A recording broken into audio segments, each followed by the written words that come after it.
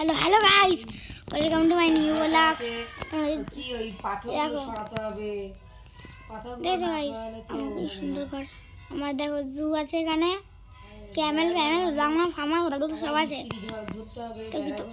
আমি একটা বলবো জিনিস, তোমরা যদি বলো আমি ঘর ফাটিয়ে দেবো, আমি ঘরই ফাটিয়ে দেবো।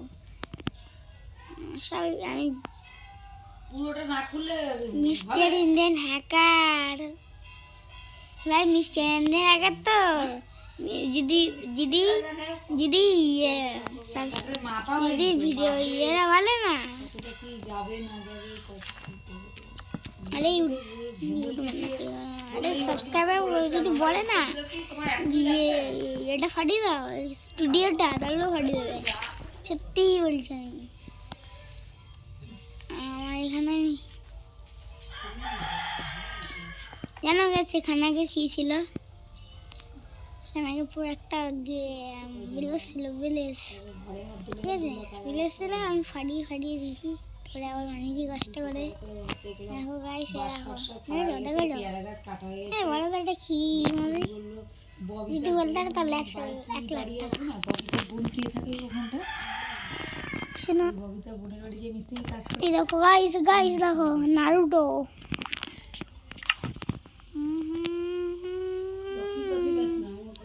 এই দেখো গাইস, আবার কিছু দেখাতে পারবো না,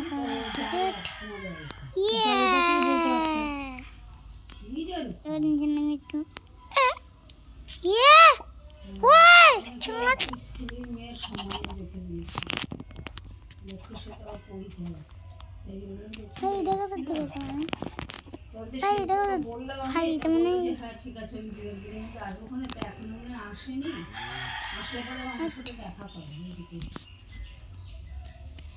যদি আসে দেখা হয় তাহলে ফোন নাম্বারটা নিয়ে। আজকে তো সুপর্ণা বলছে ও সন্ধ্যাবেলা অনেকদিন ওর সাথে কথা হয় না, ও থাকে না ঠিক মতো। তা আমি সুপর্ণা ফোন করছে, বলছে ও ফোন করছে একটা কাজের জন্য। তা ওই সময় এরকম 11 তারিখে একটা কাজ আছে, তোমার তো ছুটি নেই, করতে পারবা? আমি ওরা এমনি শুনছি 12 তারিখ থেকে আবার থাকবে না, আবার 11 তারিখে যদি কাজে যায় তাহলে আবার 11 তারিখে আমার ছুটি যাবে, দুদিন যাবো না। কি বলবে? ঠিক আছে দাঁড়াও, আগে ওরা তো আসুক পুরী থেকে।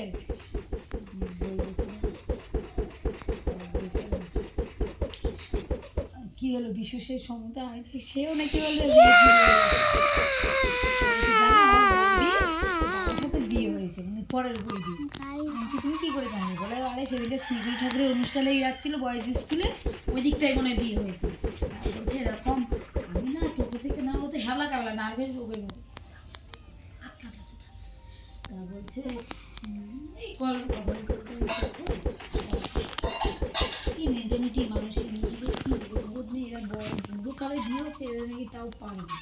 হ্যাঁ বলছে ও, আমি দেখলাম ওকে, আমার বৌদি আমাকে দেখেনি। তারপরে আমি শুনলাম যে তার বলছি তুমি কি করে চিনতে, বলে চিনতে পারবো না, পেপার দেখে বিয়ে করেছে, বিবাহিত পেপার দেখে বিয়ে করেছে। ছেলে 3তলা না 2তলা বাড়ি, তা এইখানেও সংসার করতে পারছে না। আমি সেটা তুমি কি করে জানলে যে এখানেও সংসার করতে পারে না? বলে ওর বৌদির সাথে, মানে মেয়েটার বৌদি না দিদি, কেরম দিদির সাথে সুপর্ণা আবার যা তার পার্লারে, মানে কলকাতা তার পার্লারে যা, তাদের সাথে যোগাযোগ আছে ভালো।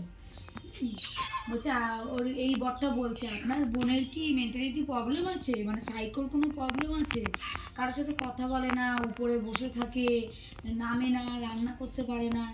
আমি তো স্বামী, আমাকে তো একটু পদে রান্না করে দেবে, আমার মা কতক্ষণ, আমার মার সাথে কথাই বলে না, আমার মা নাকি ওকে মেন্টালিটি টর্চার করে। তো সুপর্ণা বলছে সব শাশুড়িগুলোই খারাপ, সব শাশুড়ি খারাপ, আপনারা খারাপ, এই শাশুড়িও খারাপ।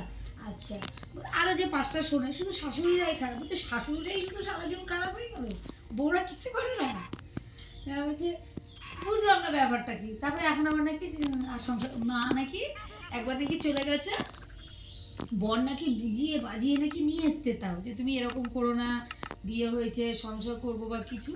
ও মা এসে নাকি আবার এরকম নাকি পাগলামি শুরু করছে, করার পরে মেয়ের মাই নাকি আবার নিয়ে চলে গেছে। তাহলে সুপর্ণা বলছে তাহলে না দেওয়াই না, সুপর্ণা বলছে তাহলে বুঝতে হবে তুই তাহলে ব্যবসা করিস। বলছে ও দাদার কাছ থেকে নাকি ডিভোর্স করেছে, কত টাকা নিয়েছে নাকি, আবার মাসে নাকি যতদিন বিয়ে না করছে মাসে নাকি একটা মানে মাসে টাকা নিয়েছে। আবার এখন তাহলে বিয়ে করে আবার যদি ছাড়ছে তাহলে তো একটা ব্যবসা, আবার ডিভোর্স নিয়ে আবার এই বরের কাছ থেকে পাবি 3 তলা বাড়ি। বাসাতে আমার মনে হয় ওই যে হ্যাঁ ওই দিকেই বাড়ি, ওই তারকেশ্বর মিষ্টিন্ন ভান্ডারের থেকে ওই ওদিকটাই বাড়ি, বয়েজ স্কুলের দিকে। তাহলে কতটা স্ট্যান্ডার্ড জায়গায় বিয়ে হয়েছে। বলছে আমিও ছোট থেকে নামলাম ওরেও দেখি, মানে বয়েজ স্কুলকে এখানে মনে হচ্ছে কি সুন্দর জায়গা, কত সুন্দর। জানতে বি না আমার পয়সা দিয়ে দিতে থাকবে থাকতে পারবে না, 3টা কাঁপবে, শরীর মাথা ঘুরে পড়ে যাবে। তাহলে ওখানে মেয়েটাকে বিয়ে কর, ঠিক কর, তুই মেয়েরে বিয়ে দিচ্ছিস কেন একের পর এক? তাহলে মা ওটা ব্যবসা করছে, আমার মেয়ে অসুস্থ, বিয়ে দেবো, রান্না বান্না করতে পারবে না, ঘরে পুরো মেয়ে ভোর করে বসে থাকবে, তাহলে সে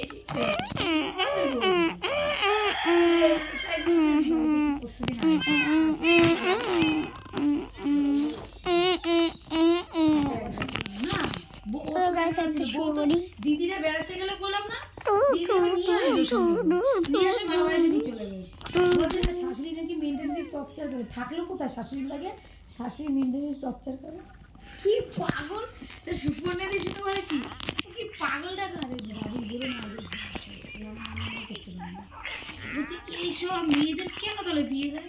আর কথা হচ্ছে বাবি নাকি সময় দেয় না, বাবি বলছে আমার এই হোম মানে কম্পিউটারের সামনে না থেকে আমি বইয়ের চোপার সামনে বসে থাকবো, আমার কাজ করতে হবে না, সংসারটা চালাবো। তারপরে বউ নাকি রান্না বান্না করতে পারবে না, ব্যাঙ্গালোরে আমি পারবো না কোনোরকম মতে সকালবেলা পুজো টুজো দেয়, দিয়ে দিয়ে বলে কোনোরকম যদি দুটো দাঁতে দিয়ে দেবো, দুটো দাঁতে দিয়ে দেবো, ঠিক আছে।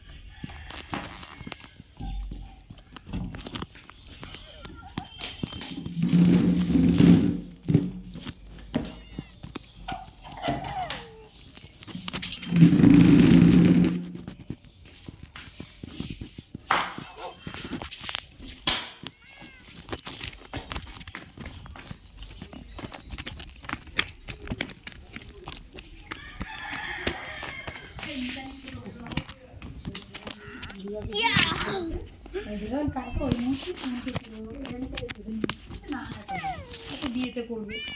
সুপর্ণা কালকে বলো ওই পাড়ার সব ঘরে একজন করে বসেছে, মানে ময়নার মুখ থেকে যতটুকু ওদের আয়ত্ত করে সারা ঘর পাড়া সবাই একজন করে বলেছে, যাদের তো ফিল্ড আছে তাদের তো সব ষোলো আনা বলে হয়তো তুমি বান্ধব বলে তোমাকে বলেছে, তোমাকে বলবো সব কিছুতে সে খায়, দেখছি তো প্যান্ডেল করছে কালকে।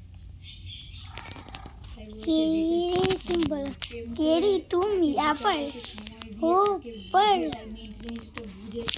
हो दीदी तुम्हारे केरी तुम क्या यहाँ पर हो।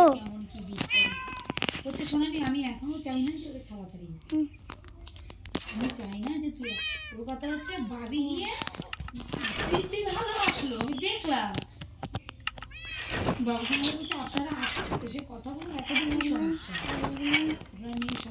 আপনারা আসুন এসে আমার মেয়েকে এসে মানে ওকে তেলিয়ে নিয়ে আসতে হবে। বলে কেন কেন তেলিয়ে নিয়ে আসতে হবে, মানে এরকম কি অপরাধ হয়েছে? না বাড়ি সময় দেয় না, আমি শাশুড়ি মেনটেনে বলছে শাশুড়ির সাথে থাকলোটা কোথায়, ওকে যে মেনটেনে টর্চার করবে, আর শাশুড়ির মধ্যে শাশুড়ি পাইতে হবে তারপরে তো শাশুড়ি অত্যাচার করবে, লোকে হাসবে। আরে তোর বাবা সংসারটা ছাড়িয়ে দিয়ে যাক, তাহলে বাবি ওর কাছে সবসময় বসে থাকবে না আর শাশুড়ি চাটা করে সকালবেলা মুখের সঙ্গে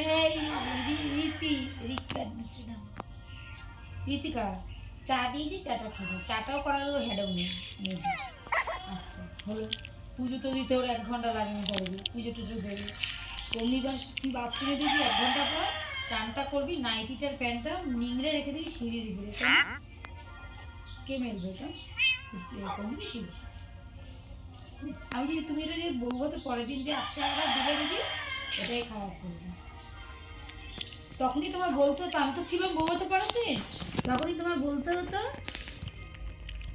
হ্যাঁ আমি মনে হয় ও সে একসাথে যখন কাছাকাছি হলো সেটা হচ্ছে আলাদা আলাদা কথা। তুমি যখন তুমি তো- না না বউভাতে পরের দিন ও হ্যাঁ, বৃষ্টি হচ্ছে না, দিলাম জামা প্যান্ট। সন্ধ্যাবেলা গেলাম, এখানে মেলা ছিল। তুলে দেওয়া যায়, সেটা কোনো হ্যাঁ? কথা না। এবার সন্ধ্যা হয়ে গেছে, আমি যদি নতুন বউ, ও দিদি তোমরা কেউ তোলুনি জামা প্যান্টগুলো, এখানে মেলা। সন্ধ্যাবেলা আমি সব জামা কাপড়গুলো তুলে সবারটা তুলেছি, বইটা তুই